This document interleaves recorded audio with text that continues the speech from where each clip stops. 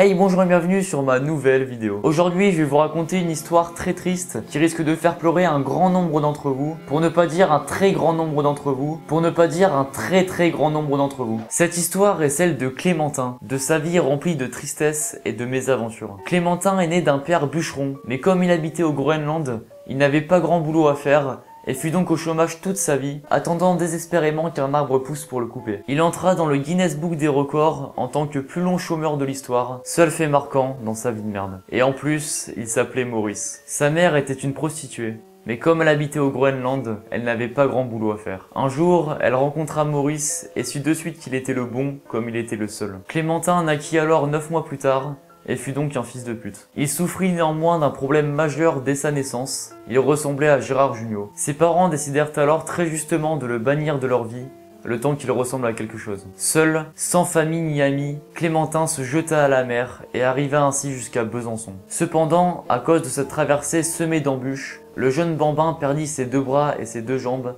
ainsi que son intestin grêle. Sans rien avoir mangé depuis 128 jours, ce jeune fils de pute ne pesait alors que 6 kilos à l'âge de 15 ans. Et en plus, il ressemblait toujours à Gérard Jugnot. Mais un beau jour de printemps, un brave homme le trouva à moitié mort dans la rue, et, touché par tant de mocheté, il lui offrit une clé USB 32 Go. Clémentin releva la tête et s'aperçut que cet homme était en fait Kim Jong-un. Heureux d'avoir enfin trouvé un ami, Clémentin lui expliquait alors son histoire émouvante, mais ce dernier s'en battait totalement les couilles et partit en moonwalk. Clémentin était alors à nouveau seul dans la rue, et il le resta les 26 prochaines années de sa vie de merde. Tous les lundis matins de ces 26 années, le maire de Besançon venait en personne lui rappeler qu'il ne servait à rien dans ce monde, qu'il était un fils de pute, qu'il ressemblait à Gérard Jugnot, et qu'en plus, il puait. Il prenait également le temps de lui chier sur le front, avant de repartir à dos de cheval. Cela faisait désormais 43 ans que Clémentin n'avait rien mangé. Il pesait alors 33 grammes. Un matin d'été, il prit froid et se réveilla le lendemain avec une trisomie,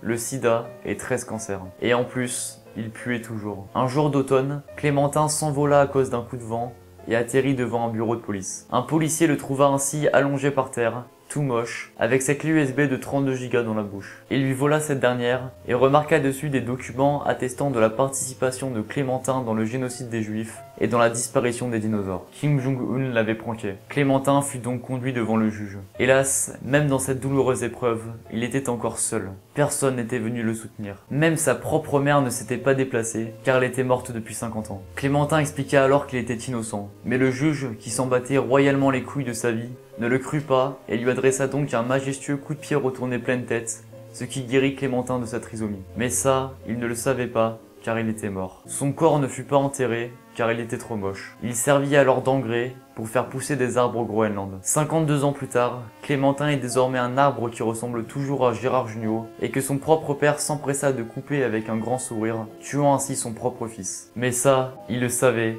et s'en battait magistralement les couilles. C'est ainsi que s'achève l'histoire de ce brave Clémentin. Laissez un like sur cette vidéo, c'est lui rendre hommage de la plus belle des manières. Et c'est la fin de cette vidéo, j'espère que ça vous a plu. Comme d'hab, n'oubliez pas de laisser un bon gros pouce bleu qui fait super plaisir et qui m'aide beaucoup. Si vous ne le faites pas pour moi, faites-le au moins pour Clémentin. Et vous pouvez aussi vous abonner à ma chaîne YouTube en cliquant ici pour voir mes prochaines vidéos. Allez, en tout cas, merci et à bientôt pour de nouvelles vidéos.